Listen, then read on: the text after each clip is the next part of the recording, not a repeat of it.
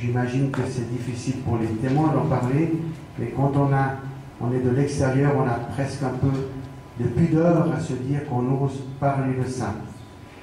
De ces moments qui rappellent l'horreur, le désarroi absolu de toutes celles et de tous ceux qui ont vécu cette tragédie, qui ont perdu la vie ou qui, survivants, sont marqués à jamais par le souvenir de ces temps de souffrance et de déchirement.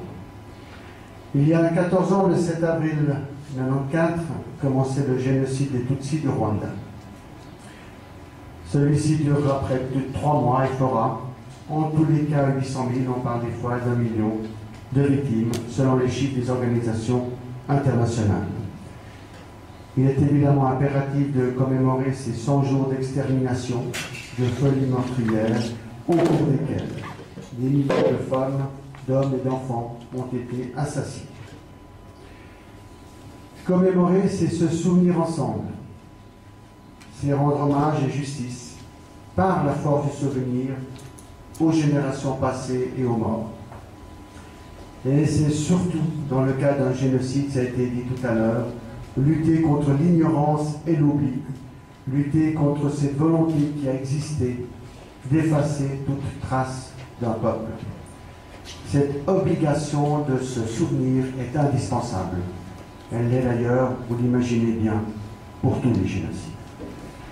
Votre association Ibuka en est l'emblème, et sa vocation première, qui est donc de perpétuer et honorer la mémoire de toutes les victimes du génocide, oblige en quelque sorte à regarder ce passé en face, sans vouloir forcément régler les comptes, est-ce vraiment possible, mais en marquant aussi cette volonté d'avancer ensemble pour que de telles atrocités, et on dit, ne se reproduisent jamais. Malheureusement, on sait ce que sont les êtres humains, on l'a dit à d'autres occasions, ça s'est reproduit avec les Tutsis. Bien sûr, on espère que ça ne se reproduira pas. On ne peut que tenter le pari. Se souvenir comme nous faisons ensemble aujourd'hui, c'est donc aussi se montrer vigilant. C'est savoir faire preuve de détermination face aux comportements racistes, face aux provocations xénophobes ou aux démarches révisionnistes en tout genre. Il faut donc transmettre, et c'est une partie de votre tâche, transmettre cette mémoire qui nous rassemble aujourd'hui. Il faut témoigner et reconnaître les horreurs commises dans le passé. En ne cachant rien de son histoire, on permet à chacun et à chacune de souligner la priorité de la dignité humaine et le respect dû à la mémoire des victimes. À défaut, on les tue une deuxième fois. Nous, pouvoirs publics, avons la responsabilité et le devoir de nous mobiliser et de nous associer à cette journée de commémoration pour affirmer clairement notre attachement indéfectible à la défense des droits de l'homme et au respect de la dignité humaine. J'aimerais ainsi, au nom de la ville de Genève, rendre hommage aux victimes de ce génocide, ainsi qu'à l'ensemble des familles survivantes. Et juste par rapport à ce qu'a dit l'orateur précédent concernant l'accueil, je sais bien que ça avait d'ailleurs déjà été dit, je crois notamment par monsieur il y a 4 ans, la difficulté d'intégration dans certains cantons. Je crois savoir qu'à Genève, en tout cas à ma connaissance, la situation est bien meilleure que précédemment et je crois qu'il n'y a plus de cas en suspens à Genève. Peut-être dans d'autres cantons, il y a encore des affaires en suspens. Mon pouvoir, malheureusement, s'arrête aux limites genevoises.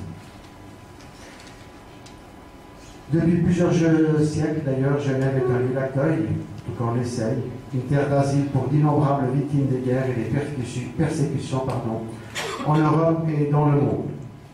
Et toute l'histoire de notre ville, berceau du droit humanitaire, est tissée de celle de ces femmes et de ces hommes qui ont dû un jour quitter leur pays et se sont intégrés plus ou moins difficilement dans la cité, apportant leur contribution sur les plans humains, social, économique, culturel et scientifique. Faut-il rappeler que 7 habitants sur 10 du canton de Genève ont un papa ou une maman étrangère. Vous voyez bien à quel point Genève est un laboratoire humain tout à fait exceptionnel. Eh bien, cette lutte, mesdames et messieurs, doit rester notre objectif prioritaire, car c'est par le chemin du civisme, du respect, de la tolérance et de ce que j'aime appeler la capacité à vivre ensemble, que nous progresserons, pas par celui de la haine et du refus de l'autre. La haine n'est pas excusable, elle est juste intolérable.